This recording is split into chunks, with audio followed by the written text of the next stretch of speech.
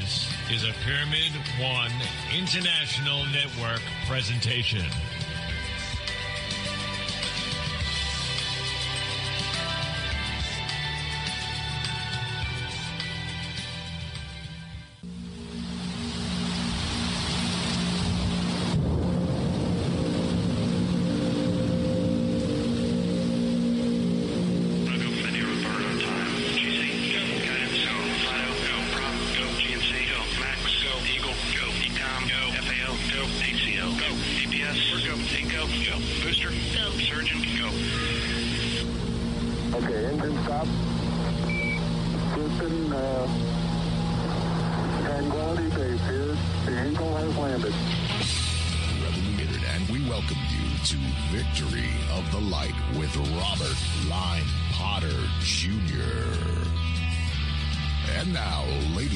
Gentlemen, star family Agarthan neighbors, sentient beings from all dimensions in time and space, the psychedelic dolphin man, the man with a plan, a super soldier for the light, a legend in his own mind, a true healer with hands of light and a golden touch, the world's most sincere radio host, broadcasting from Earth inside the mothership to the galactic central sun. The voice of the resistance, His Divine Grace, Sri Sri Sri, Rob Potter. Hello, ladies and gentlemen. It is I, Robert Line Potter Jr., and I'm here with my friend Raymond Keller, who has a tremendous amount of amazing information and will be speaking at my Mount Shasta Summer Conference this summer. I want to talk a little bit with you now about some things here. And one of them is, of course, Raymond Keller. He seems like a doctor.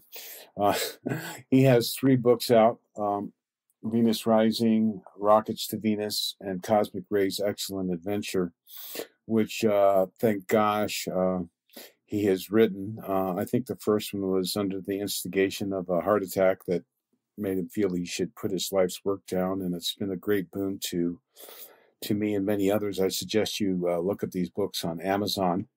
Look up Raymond Keller, Venus Rising, Rockets to Venus, and Cosmic Rays Excellent Adventure.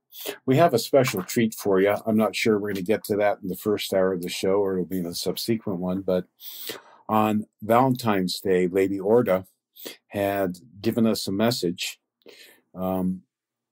to Jeff Rentz and wishing everyone love. And she even acknowledged the Mount Shasta Summer Conference coming up July 27th and 29th. So that was very heartwarming for me to know that the Queen of Venus, Lady Orda, is aware of our efforts to bring about closer and closer contact and acknowledgement of what's going on. I'd also like to mention you may still have time by the time this show comes out to join me and Luis Mostojo Fernando Martens in Bolivia. We are going to sacred sites, or the preferred places of contact of the guides of the sky, as he calls them, or the masters. We'll be going to Lake Titicaca, the island of the sun, the island of the moon, and to his property near the golden disk of the sun and Lake Titicaca the Minor. We will partake in some initiations on these ancient ruined sites of the contact of the Great White Brotherhood, or the various regions of the inner earth that went underground from Atlantean times. And then we're going to go to Sahama Volcano, very, very remote. It's the highest volcano in the world. And if you look on the link on my website, the second slider banner that you can click on, you can go there and see the lines of force coming off from there to various sacred sites. Within this mountain in the inner temple retreat is a very large Sintamani stone.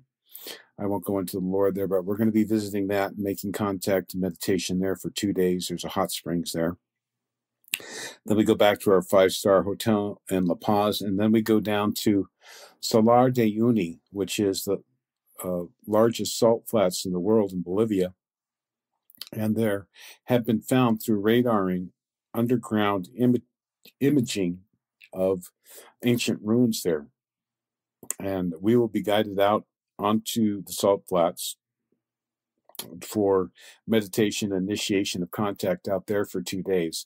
So it's a wonderful journey of initiation, solar initiation and transformation with my Venusian contactee, my inner earth contactee. He's a very wonderful, heartfelt man, and we'll have a wonderful time there. If you're interested in that, that's the first slider banner. Pick that up, and or the second slider banner. And also, we do have tickets for the Mount Shasta conference for the speakers dinner special. Only 20 people will be coming to that along with the speakers. So you'll have an intimate connection with Omnek, Raymond, Frank Chili, Sheldon and Colleen Nidell, Sherry Lynn, representative from the Aetherius Society, either Paul Nugent or Ryan Knapp. And I probably missed someone there, but Frank Chili. Anyway, we're going to have a great group. Oh, Scott Werner's going to be there too. So we'll have lots of good high vibe energies there. And we look forward to seeing you there. We also have a few special early bird special prices available at $233. Those are going to be gone pretty soon. And if you want to pick those up, the prices are rising to $255. And then later on, they're going to go a little bit higher probably. But I want you all to make your plans and get ready to come to Venus and to Mount Shasta.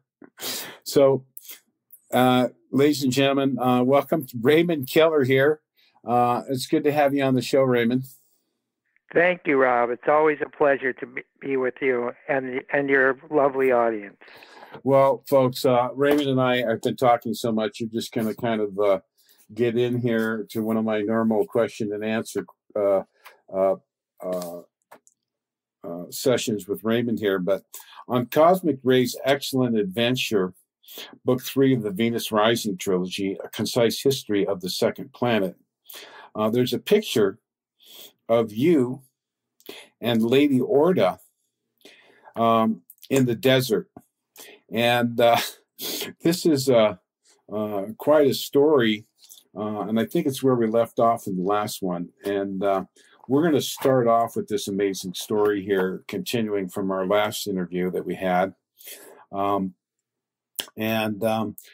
don't you, you can set up the story of this, but if I remember, you had Lady Venus, Lady Orda, had just been installed as the new queen, queen bee almost, so to speak, of the planet Abajar, which means, can you It means planet of the bees.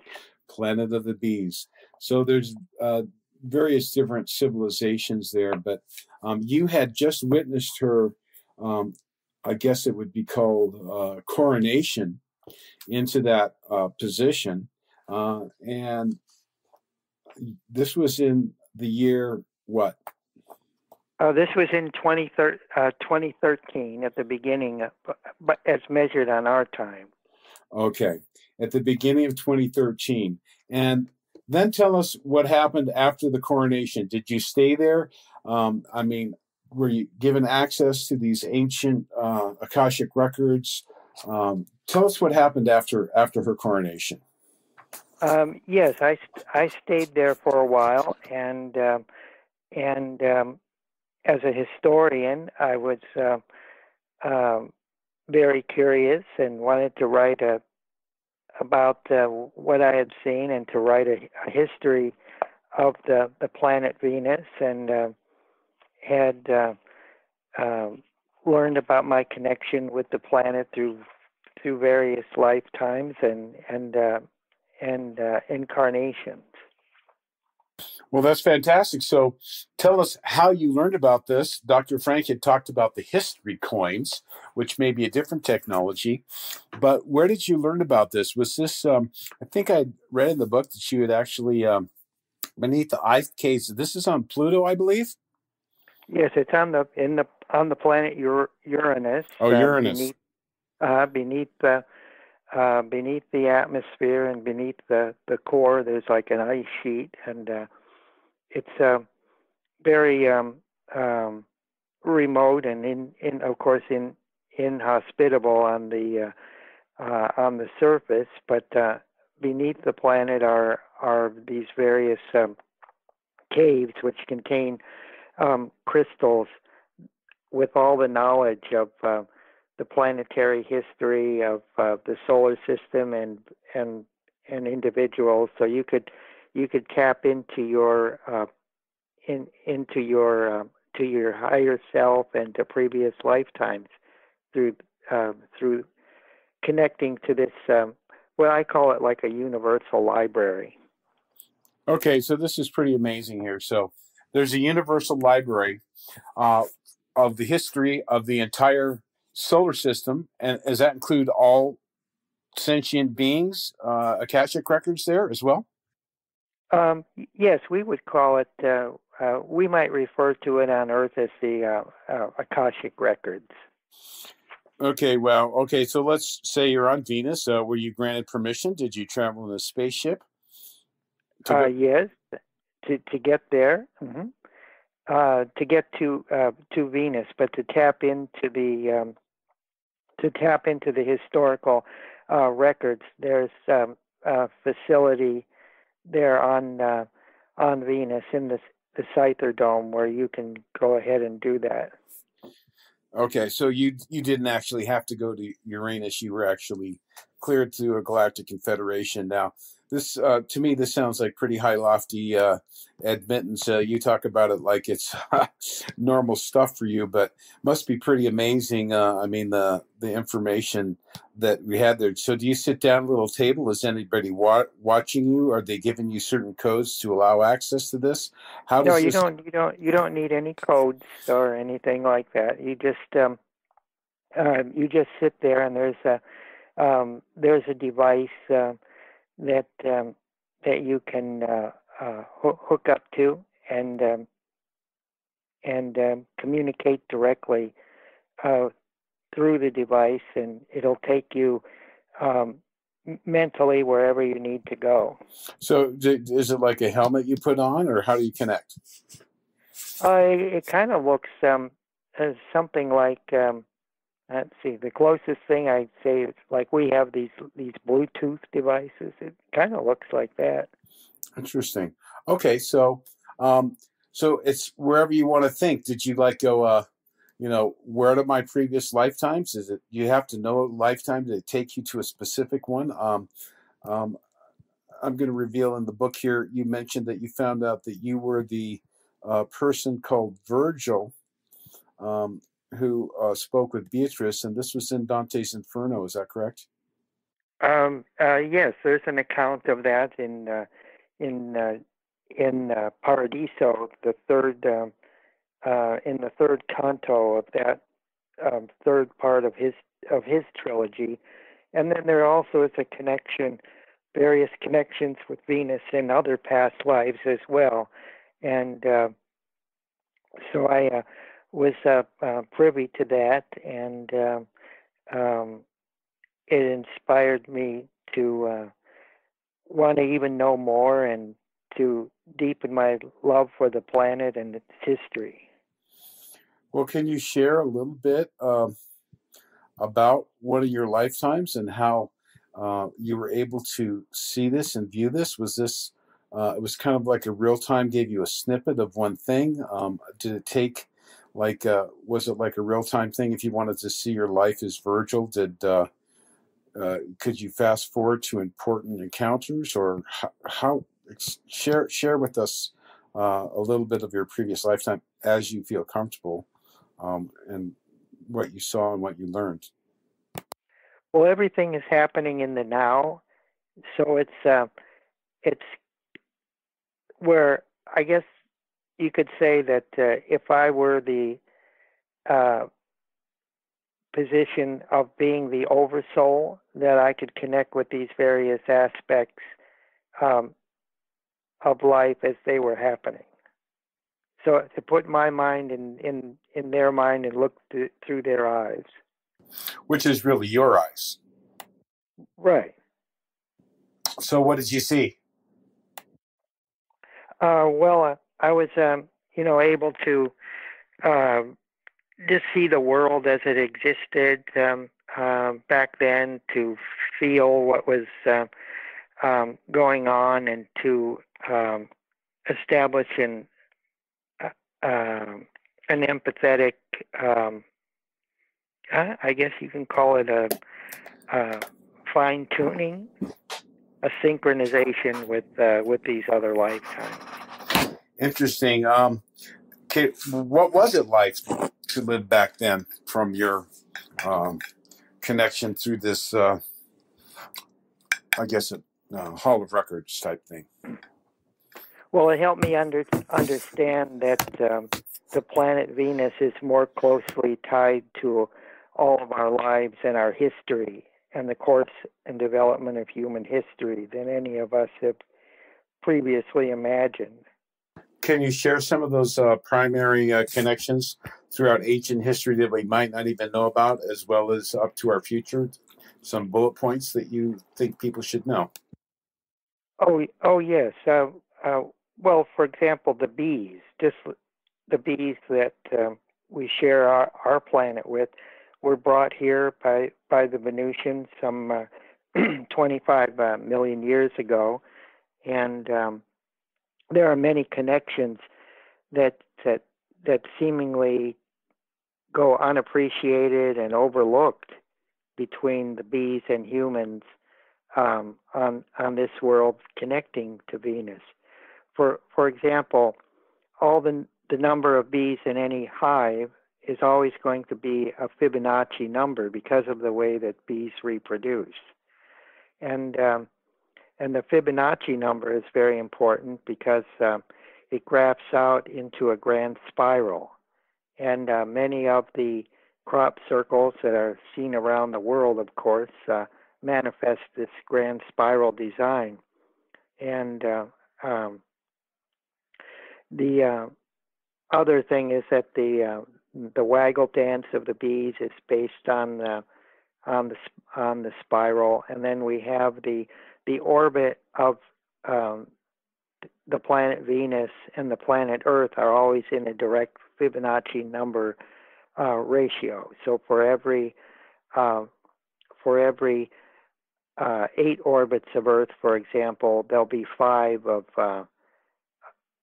or for every 8 orbits of Venus, there'll be 5 of Earth. For every 5 of Venus, there'll be 3 of the Earth. And then when we look at the history of, say, the Sufis believed that they could commune with the gods and angelic realms through tuning into the buzzing of bees. They believed that bees were sacred and brought to the earth from Venus. Rumi, he taught that, the famous Sufi mystic. The Cathars, the Merovingians, even the Roman emperors, they all sewed bees on their robes because they believed that they were descended from Lady Venus, the goddess, and that the bees were her gift to the people of Earth. Wow, this is amazing. I want to go back into another area of your book, folks, and you're going to have to get these books to follow this conversation here. We're going to come back to Ray and the Zither Dome and his journeys to the Akashic Records and move forward. But I want to go back in history here, folks. We're going to share something that's pretty phenomenal and quite outrageous, yet very poignant to us in our time. And let's go back 25 million years ago on Venus.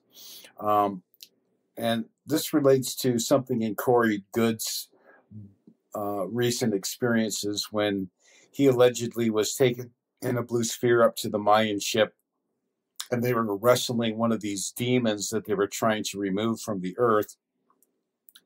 And he was used kind of like a worm on a fish hook to distract these beings. This being, that had killed 4 of the Mayan group that is now part of the Confederation and living somewhere in the galaxy who are partaking in the cleaning of the Earth. And they killed the being when it was distracted by Corey, and then they were all transferred to an area where Corey said that they were in a valley with some of the Mayans himself and Gonzalez. And there were some ants there, and then there were some what they called Norcans. Now, these Norcans actually are from Venus, but Corey had to relay the experience and the hive mind of these ants, and they played it for them so they could see what happened on the Mayan ship, because they had hoped to capture this being alive and gather information from him. So let's go out of Corey's story. Let's go back 25 million years to Venus. And I'm going to give a little preamble here, and I'm going to let you take it, Ray. The Norcans are from Tau Ceti. There were some fluctuations in their atmosphere a long, long time ago, and they came to Venus. Is that correct, Ray? And can you take the history from there? Yes. They were on a planet called Norca, and the planet was suffering from dehydration. Significant amounts of the atmosphere was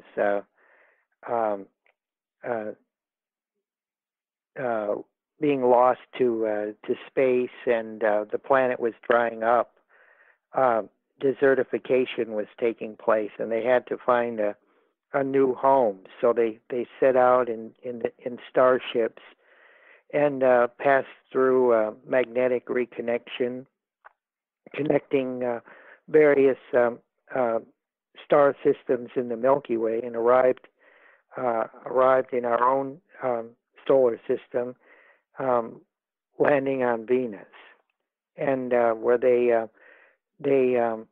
received permission from the Hive Collective that ruled Venus to share the planet, and were given an area in the northern regions, the polar regions of the planet, and another one to write about the Norcans and their history and in some detail was Albert Coe.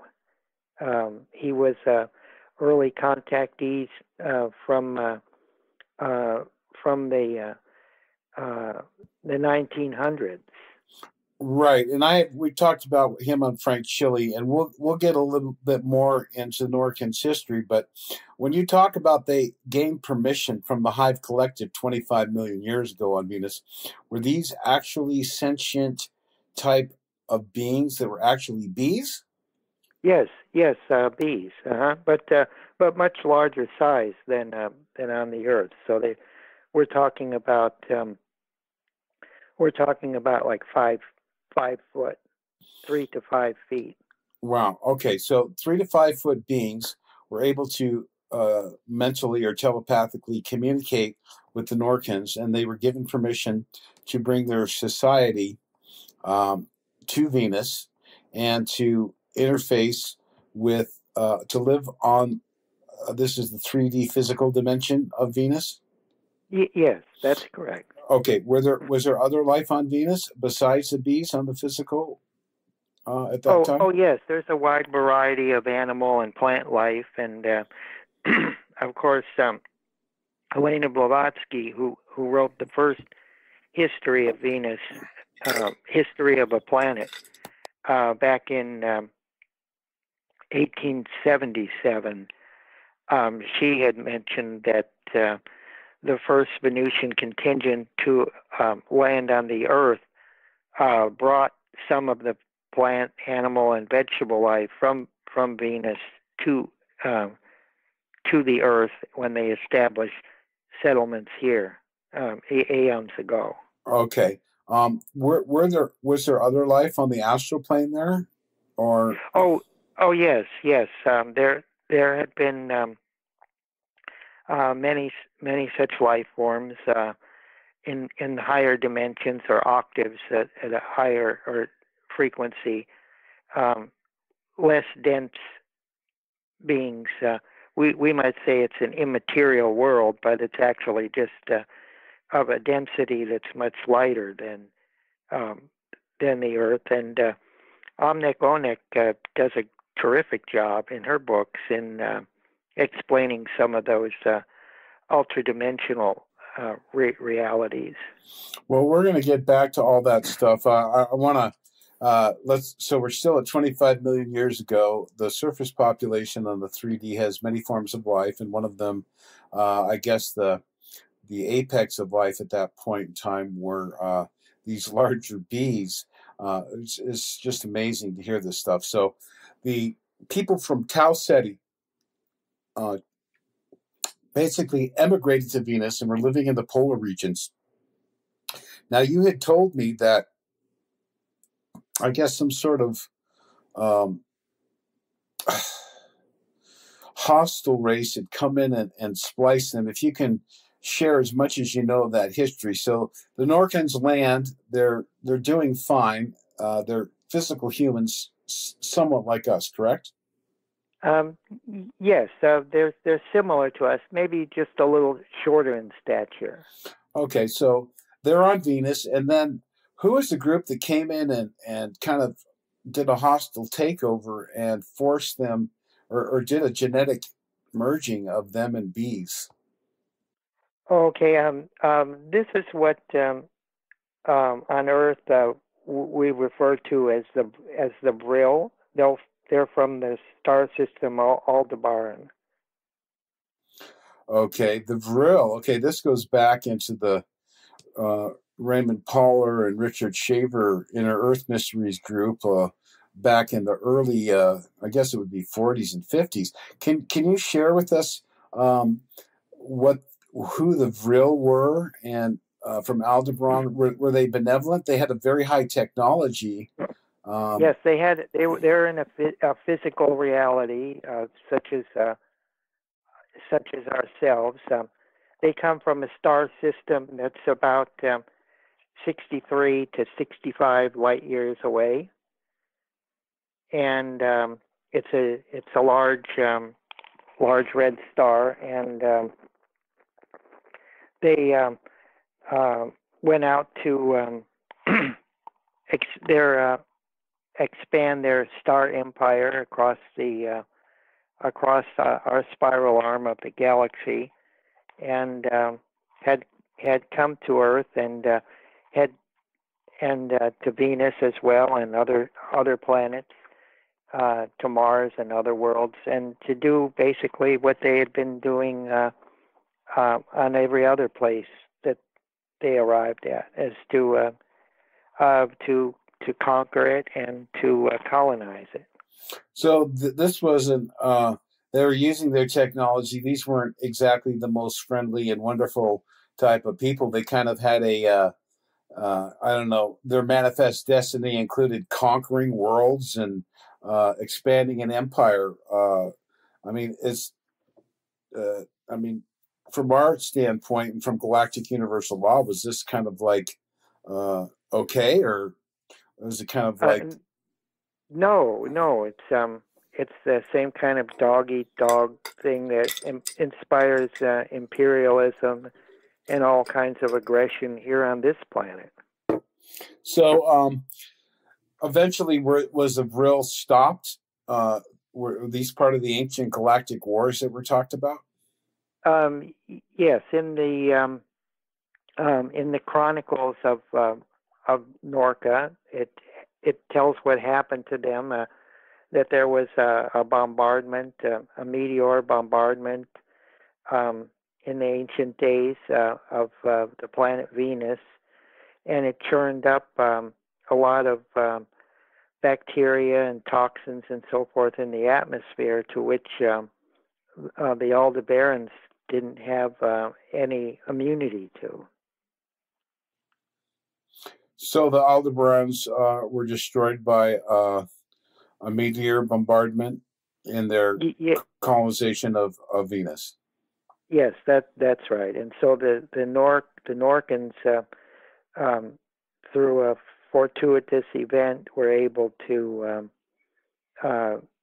recover this technology and to undo a lot of the damage that was done to them by the Brilliaran, and to reestablish a mighty civilization with a super advanced technology. Can you talk about the what the Viljarin had done when they and how they did this? They enslaved the Norcans and they genetically spliced them with the bee. I mean, this is so science fiction. It's so out there.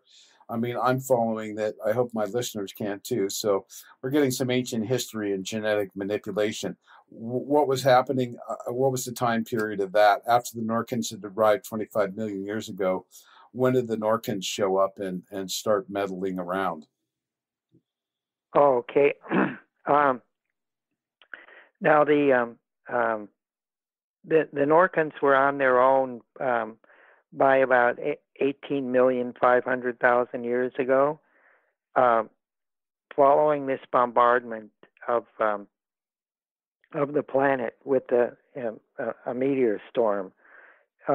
So they were pretty much on their own, but Venus is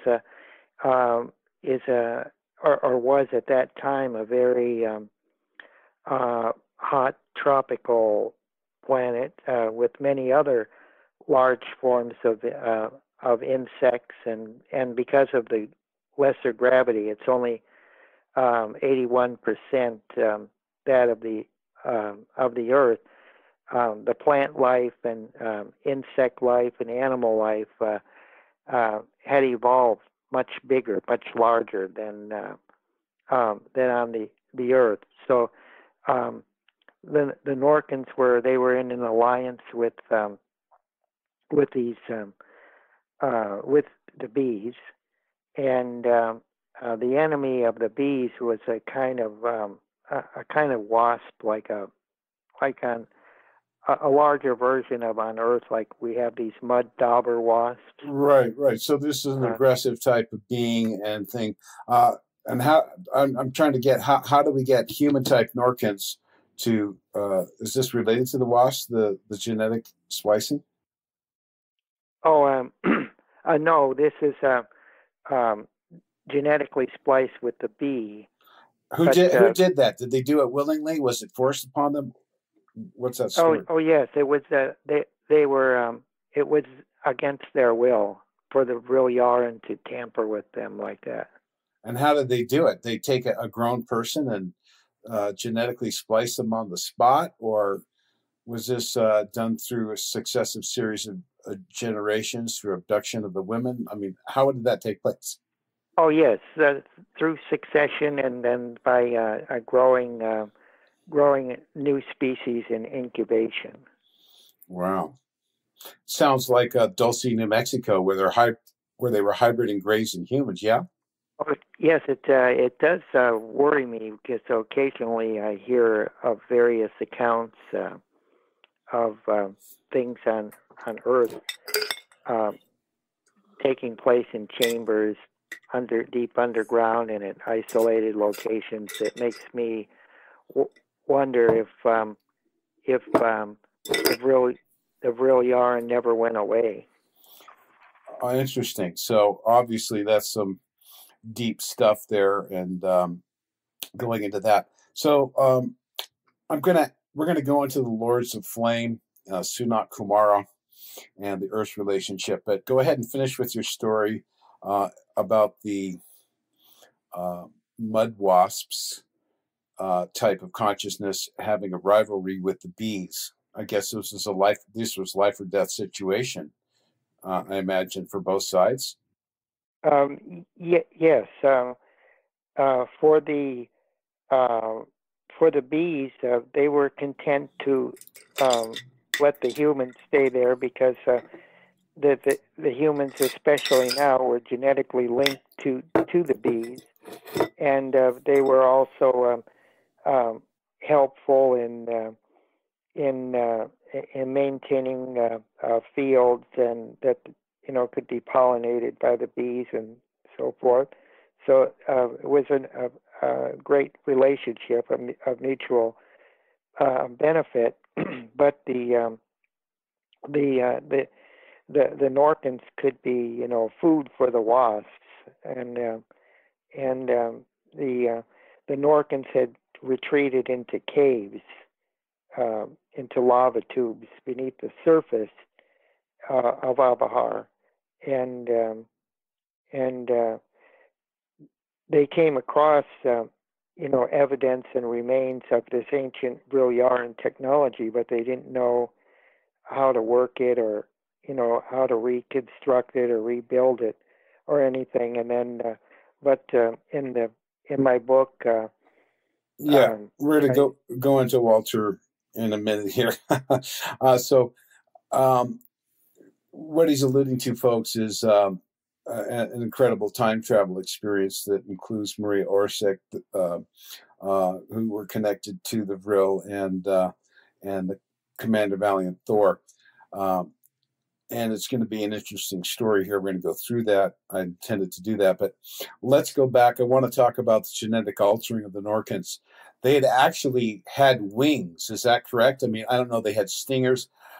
Can you give a description of the end result of the genetic altering that the Vril-Yarn had done that created a very close relationship between the Norcans from Tau Ceti to the native bees? So we're looking at literally 7 million years that the Norcans from Tau Ceti, and I guess they want to call them Norcans, but at this point, we're looking 27 million years later. They're Venusians as far as we're concerned, right? Yes, yes. Okay, can you talk about what they look like?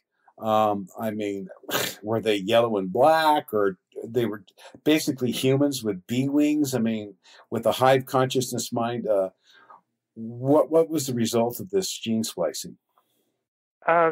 Yes, it gave them intuitive and psychic abilities far beyond humans, and it also gave them a special wing adaptation. The wings would tuck in underneath their shoulder blades.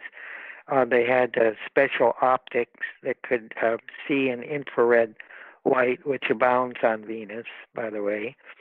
And so they had many of these adaptations that ultimately proved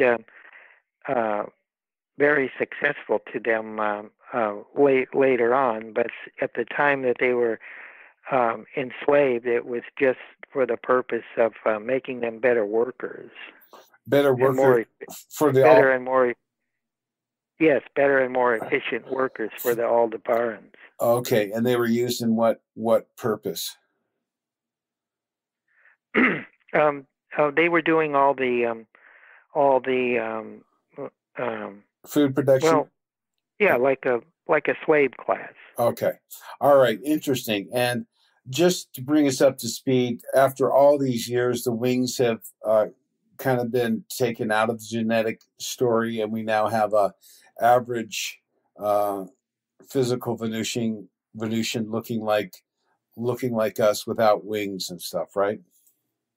Yes, they've kind of gone back to their original state, although there's some vestigial remnants of bee connection. For example, go ahead. In the eyes, if you were to look very closely, you could see some modifications there, and on the inner thigh, there's a certain thing, and but I'm not going to. I don't want to reveal give anything away for the sake of any Venusians that are living in. Right, people go around and start pulling back their dresses and looking on their thighs for the whatever that is. Right, and if they're around in safe houses and everything, don't want to give them away.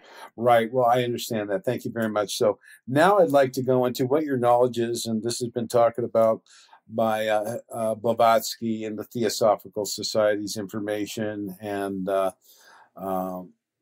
many others. Dr. Frank and Fred Bell also talked about Sunat Kumara one of the Kumaras and the Lords of Flame. First, give us a history of who are the Lords of Flame when they came to Venus. What were they?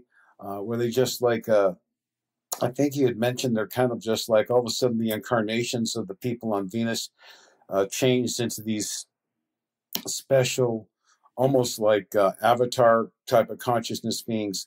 Tell us about the Lords of Flame from 18,500,000 years ago to 18 million. What was their influence, and how did Sunat Kumara come to Earth, and what was all that about? Okay. Now this is a pretty deep subject because it involves a lot of high metaphysical concepts that that you can learn about in the Theosophical Society. But to just kind of sum it up is that we're all on an eternal ladder of progression, each and every one of us, and once upon a time in the remote past and on other planets, there were beings like us, humanoid in appearance, and through that process of cosmic evolution, they evolved in their understanding and appreciation of the universe, and they developed the powers that are latent within them. For example, we as human beings, we only use 10% of our brain capacity, if that. But imagine what would happen if we were to increase that to just say 20 or 30. Then we would be at the equivalent of gods or angels. At least that's how people would perceive us.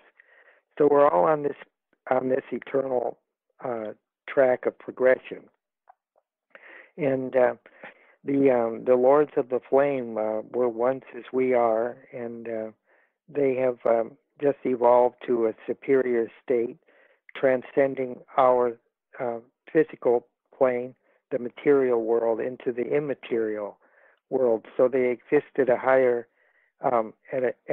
dimension. And the ancient Greeks, for example, recognized the worlds in the higher dimensions. They called it the pleroma. And in Lady Orda's message, that's what she's referring to when she speaks about the higher worlds and higher dimensions. Is the pleroma. And the ancient Greeks and the Romans realized that the ones that they called their gods were actually entities that came from these higher realms, these higher dimensions. And Eric von Daniken writes that book, Chariots of the Gods. So when we're talking about aeons and angels and these sort of beings, that's synonymous with the Lords of the Flame. Okay, so let's go back to Venus.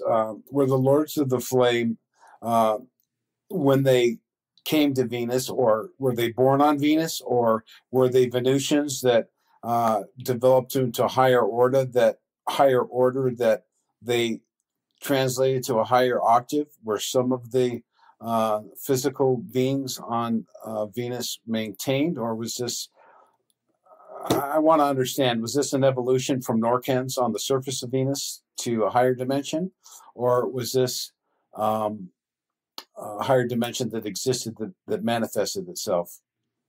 Oh, yes. These are beings that had some were from previous incarnations on other planets, and some were Norcans who had become translated, or you might say ascended beings.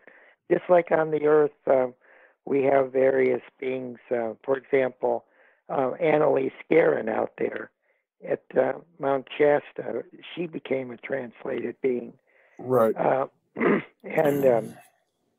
And now inhabits the planet Venus.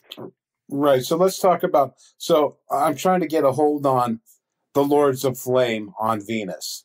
Did they just materialize there and say, we're the Lords of Flame, we're from a higher dimension, we're going to do guidance? Were they interacting with the Norcans at 18.5 million years ago, or did they were they born on Venus in physical bodies? Were they a group? Was there one or two? I'm trying to get an idea of the Lords of Flame and how they manifested on Venus. Did they come down in the interdimensional ships and appear physically and say, yea and lo, we are higher dimensional beings. We recognize the love and the mission of Venus, and we're going to interact with you? Or what was the story there? From my understanding, there have always been these advanced beings, not only on Venus but on the Earth and other planets as well. But the ones that Helena Blavatsky was referring to were, I believe, were Norcans who had themselves become translated and cosmically evolved to the point where they are now. Okay, and tell us about Sunat Kumara, who is one of the Lords of Flame, if I'm correct, and who are the Kumaras, and what was that mission for the solar system in the scheme of the grand hierarchy? I guess there was a rift in the force, and they came in to fill the breach and to administer to Earth in a way, or do all planets have Kumaras, or the Ancient of the Days? Can you share with us Sunat Kumara, his relationship to Venus, and his position on Earth, or former position? I've heard it's changed, but can you share about that? Yes, I could just speak to it to the subject generally. That you have ascended beings or translated beings who come back and forth to various planets with messages of peace and understanding. They plant a gnosis, or a body of knowledge, on these various worlds and foster that development. So in a way, we can refer to them as avatars. Okay, I understand that. So, all right. So we have this relationship with Venus going on, and we have these amazing history of Venus that has evolved from millions of years ago. Let's fast forward. I want to see if we have time here. We got about 14 minutes left in this first show. Let's go into the story of the German astronaut. He was a famous World War I ace, and in World War II, he was still an ace. He was an amazing mechanical engineer for the Germans. He was injured and actually lost sight in one of his eyes, but still was a tremendous pilot, and was, he's patriotic to Germany. He wasn't necessarily a warmonger Nazi, but they were at war, and he was involved in some of the ancient, as we know, the Vril Society. Maria Orsek and the Seven Women had helped the Nazis develop the Hannibal and their advanced technology of the spaceships, which wasn't quite complete at the time of the end of the war, but they had developed a rocket. And this rocket was intended to be shot to New York and detonated in the center of the city there. And this gentleman was the only person really capable of flying it. And supposedly, he was shot up in a rocket with a payload of nuclear weapons to be landed in New York. If you can correct any of that or add a little bit, and then I want to go into Commander Valiant Thor's interaction with Lady Orsic and what happened there. So what was his name again? It was Walter Specht? Gunther Specht. Gunther Specht. Okay, you can add some information and share your story there. Oh, okay. Well, as I was receiving this information and researching it with with Andy. I had to research it with Andy Reese from the Weekly World News, and everything that we found out, the documents and um, newspapers from Germany and everything were it's all referenced there and footnoted. So you as the reader can check it out and verify to see for yourself that everything in there could be verified and it's true, even down to the rocket, the launch date, the missing in action certificate, and everything on the day of the launch, and the people that were all associated with his training and the rocket program at Peenemünde, and it's just really amazing. And I didn't realize until I had actually finished the book that Omnek Onek had predicted it in her book. As the ambassador of Venus, she wrote that the Venusian village where I was born and raised is called Teutonia, which means descended from Germany. It was named in memory of a brilliant German scientist who came to Venus and contributed to our people's growth there. As a child, I learned the story of a man on Earth in the temple of history, a place of learning that is more like a time machine than a school. And I thought, wow. So I had an experience that paralleled Omnek Onex in getting this exact same information. That's why I can hardly wait till I get to meet her there at Mount Shasta. I know we were talking on the telephone, and it's too bad that the connection couldn't go through, that we could have done a program together. But I'm really excited to see what will happen there when I get to meet her. Yeah, it's going to be good. I talked to her daughter. We're making arrangements and getting that all buckled down for us so that she can come, and she'll be doing some question and answers, folks. So you'll have to get these books again from Raymond to really get into this stuff. It's really amazing stuff. And Raymond has a really good sense of humor, and he likes to pepper his information with a lot of pop cultural references, which in like a scientific journal, you kind of go, what is that going on? It's kind of a distraction, but it's pretty funny. It gives you it kind of breaks the tension of all this new information.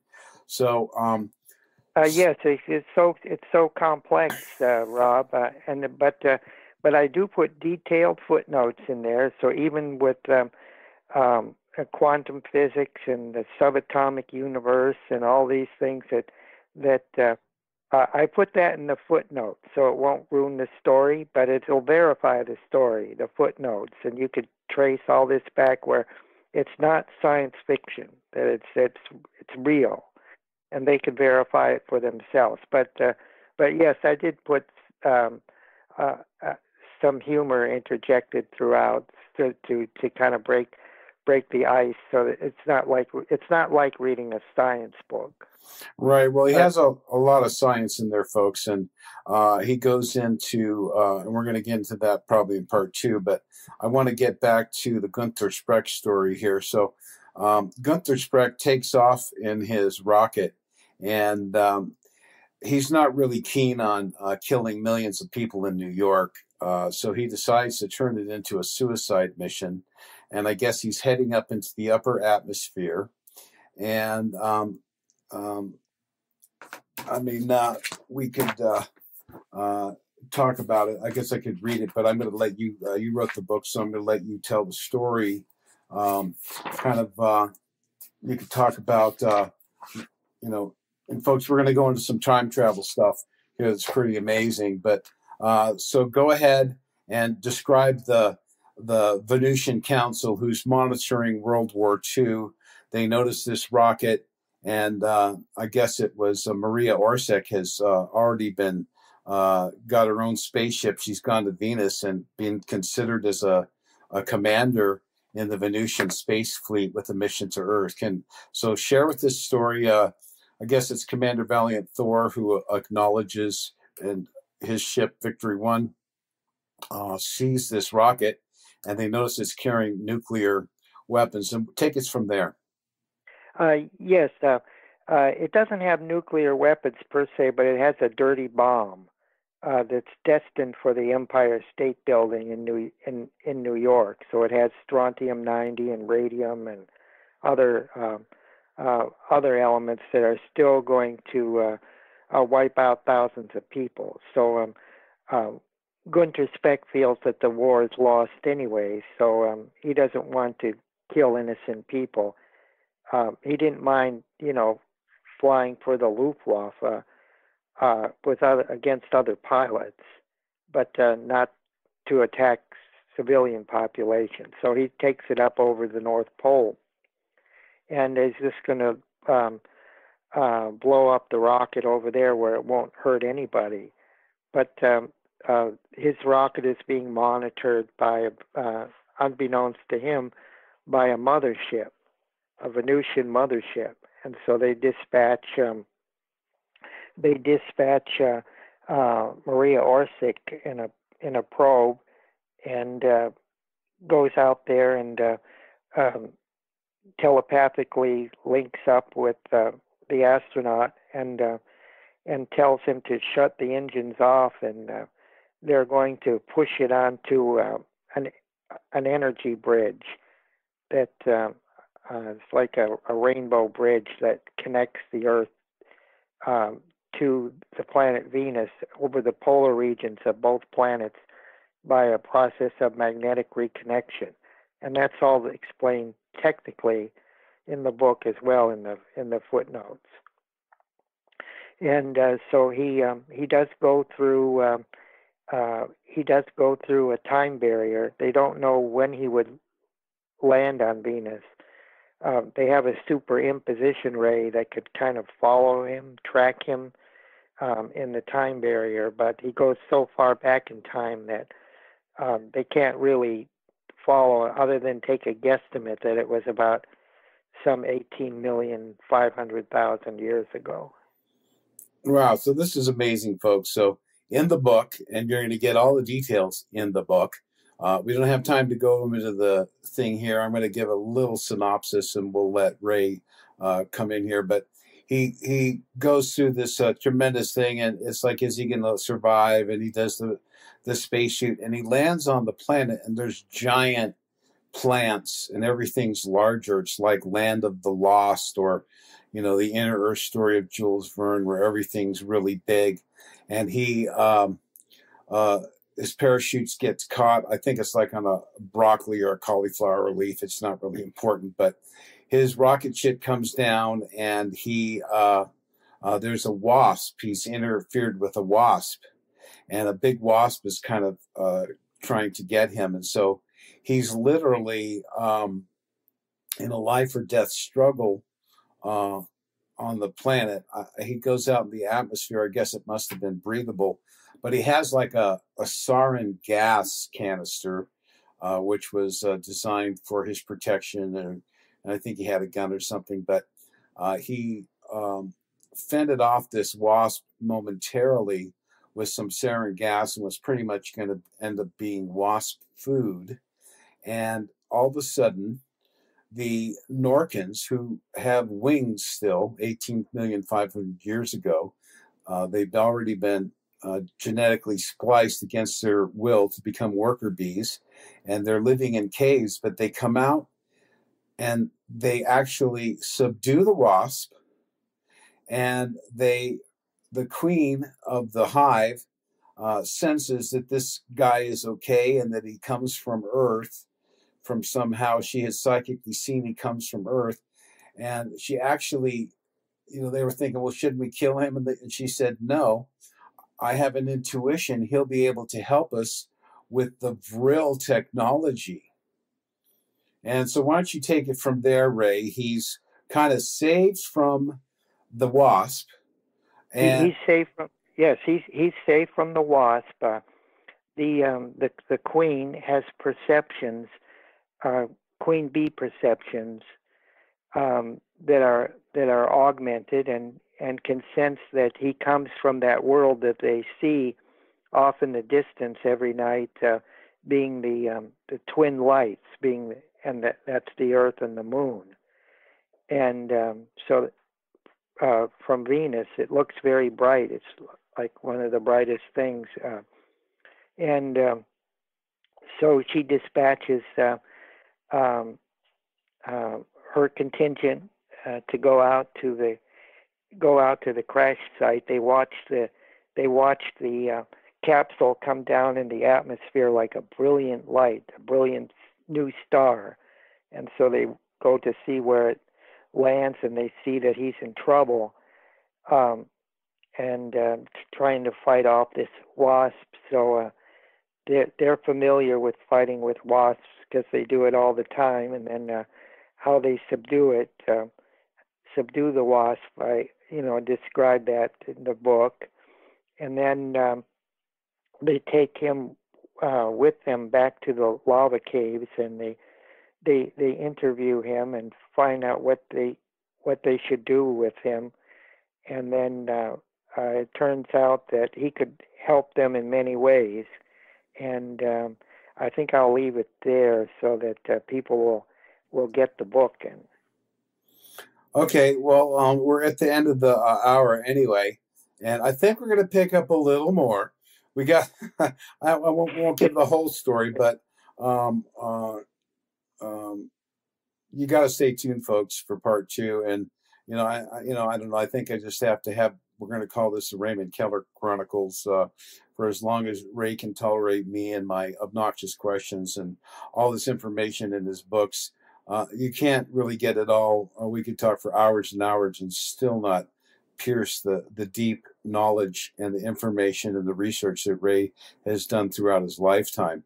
Folks, check out my Facebook page, BABAROBGOD.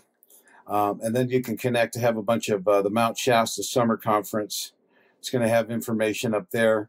I also have the Cobra New Society Conference Facebook page and the Victory of Light radio show page.